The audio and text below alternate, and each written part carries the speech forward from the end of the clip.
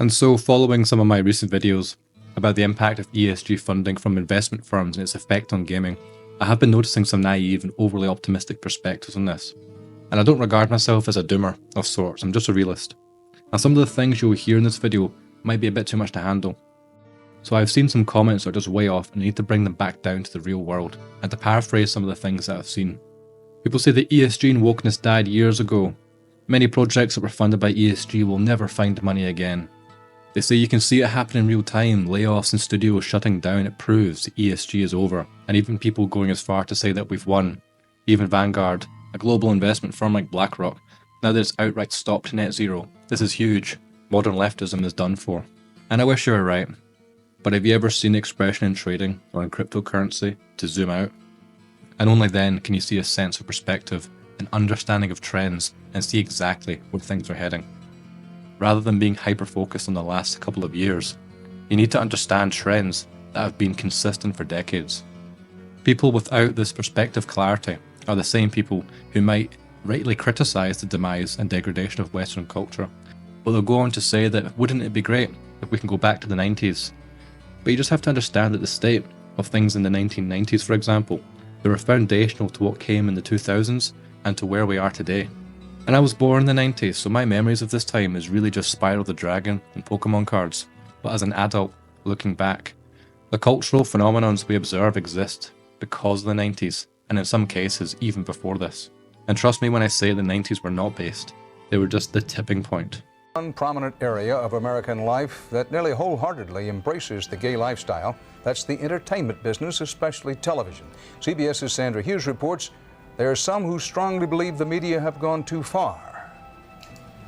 It was only 3 years ago that this admission, I'm gay, on a network comedy series caused a huge ruckus. This year, an admission like this, if he knew I were gay, on the CBS reality show Survivor didn't stir the same criticism. NBC's Will and Grace is a hit show with 2 openly gay characters, honored this week by the Gay and Lesbian Alliance Against Defamation. The entertainment media is here to entertain, but there's an ancillary function, and that's to enlighten. And so media in the 90s was compromised to enlighten you, and now look where that's gotten us. Still, the cloak is lifting. The CIA offers a booklet for gay intelligence agents, and just this week hosted a gay pride rally for its homosexual employees. On TV this fall, even more gay characters than the 20 or so now. Whether or not they survive to the end is still up in the air. That's pretty weird. Did you know the CIA in the 1990s was hosting gay pride parades? I didn't know that. I'm sure it's fine. Probably no long-term societal consequences of this.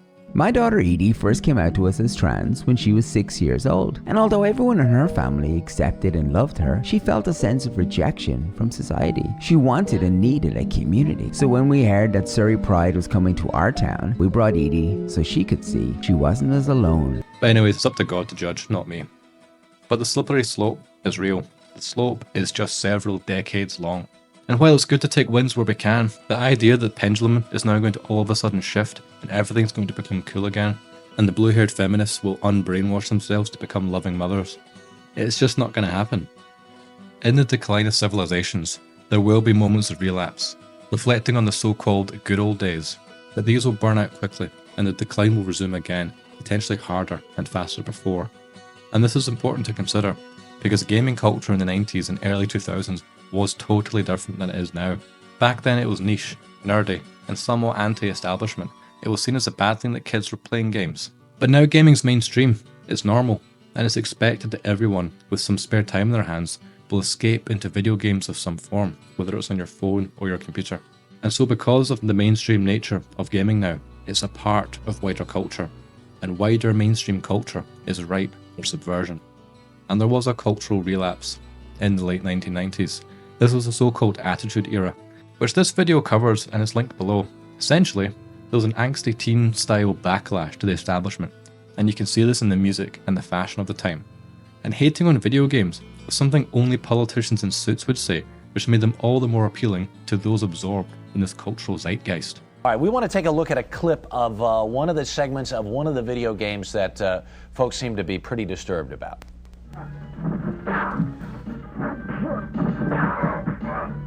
This one is called Mortal Kombat. It's very hot. I don't know. I suppose it looks pretty much like most of the rest of the stuff that's out there. Well, on that last scene, Harry, one of the characters actually decapitated the other, pulled his head off with his spinal cord, and the blood is pouring out. There's another version of that game out that omits that sequence, and that's really what the producer of it should do. This is awful stuff to have kids seeing and being part of. But what happened afterwards? Did things stay edgy and cool forever? No, they became toned down and gay. The cultural progressive grip, which had seeped into other forms of media, Hollywood, and universities, has now infected gaming. But some people are celebrating because of a handful of articles in the past year. They say the retreat of ESG initiatives by BlackRock and other major firms mark the end of the woke agenda inflicting our institutions. But they're wrong. This isn't a surrender, it's a regrouping. And make no mistake, the ideology behind ESG isn't about making money, it's about control. It's about reshaping society under the guise of progress and responsibility. So look at these articles. Does this mean that we're winning? Does this mean ESG will go away? Of course not. Consider the concerted effort from global institutions and governments for decades to implement digital IDs, hate speech laws, unlimited immigration, climate control, no personal cars, 15-minute cities, hypersexualization of everything, and even now not even allowed to eat meat, just to name a few. You see these things being pushed every day now. And all of these things do not happen overnight. We are a frog in the boiling water, and it's been boiling for decades. And people say that ESG is unpopular because people like me are exposing it. What does that mean? That they're not going to push it anymore? And it's not really people like me. I've got less than 1,000 subscribers. Perhaps you can do the needful and help a small channel out with doing the things the algorithm likes. But anyways, I need to reiterate this point that this is not about making money for these investment firms that essentially have unlimited money already. I'm not being hyperbolic here. So what if tens of millions of dollars is thrown into a game studio that then closes because it's making left-wing propaganda games that nobody buys? Just take a look at all these studios that EA has bought and are now closed. They don't care, and you shouldn't pretend that they do. And so forcing change onto society to reshape it is the ultimate goal. You now make a point of that's an investment criteria for you. Well, behaviors are going to have to change, and this is one thing we're asking companies. You have to force behaviors, and at BlackRock we are forcing behaviors. 54% of the incoming class are women. We added 4 more points in terms of diverse employment this year.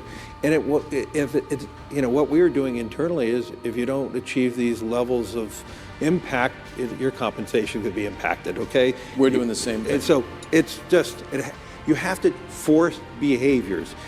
And if you don't force behaviors, whether it's gender or race or just any way you want to say the composition of your team, you're going to be impacted. And that's not recruiting, it is development, as Ken said. And ultimately, it's still going to take time, but I am just as much shocked as Ken is that we have not seen more opportunities, and we're going to have to force change. And the same talking points we hear today, they're nothing new. We've heard this time and time again for decades. We hesitated to call this series that we're doing the new racism. Perhaps it should be called the new tolerance for the old racism. Whichever, there is an increase in blatant bigotry in this country, from gay bashing to anti-Semitism to violence against minorities. And some fear it may be the epidemic of the 90s. What was that, the epidemic of the 90s? Do these talking points sound familiar today? Well, that was over 30 years ago. It just makes me glad that we finally smashed racism and we can move on with our lives. Smashing racism too! Smashing racism! We're gonna smash it! We're gonna smash it! We're gonna smash it! We're gonna smash it! We're gonna smash racism! Oh! And the end goal of this worldview people like Larry Fink are funding is beyond the scope of this video and possibly beyond the scope of YouTube terms of service. But I've been focusing on gaming as my channel is appealing to that Gamergate niche. But I may need to step out with that in some future videos to shine light on what we're really up against. If you want to know more about this topic, then comment below and I can try and create something YouTube friendly that covers this topic. But anyways, don't believe the lie that ESG was ever about profits. If that was true, these companies would have abandoned the concept years ago when public backlash against their social engineering schemes began eating into their bottom lines. This was always about something deeper, an ideological crusade push a progressive and internationalist agenda. Let's be clear, BlackRock, Vanguard and their ilk, they're not backing down from ESG because they've had a change of heart. They've poured too much into this ideology, embedding it into boardrooms, government policies, and especially the universities. What you're seeing now is just a calculated pivot, designed to lull the public into thinking the fight is over, but it isn't. It's only become so explicit, and a lot of people are noticing, only because it was allowed to get to this point. But now with this backlash, which is not really a backlash, it's just that these companies lose a bit of money which they can easily absorb. These companies have overplayed their hand today. I know they're just folding this round, but they're not cashing out. Do you think EA cares if BioWare needs to close? Close countless other studios, and BioWare will be no different. And we shouldn't care about if they close anyways. The BioWare today is not the same as it was in the early 2000s, and I mean that in every possible way. It is different. So what people don't understand is that ESG isn't a trend, it's a weapon.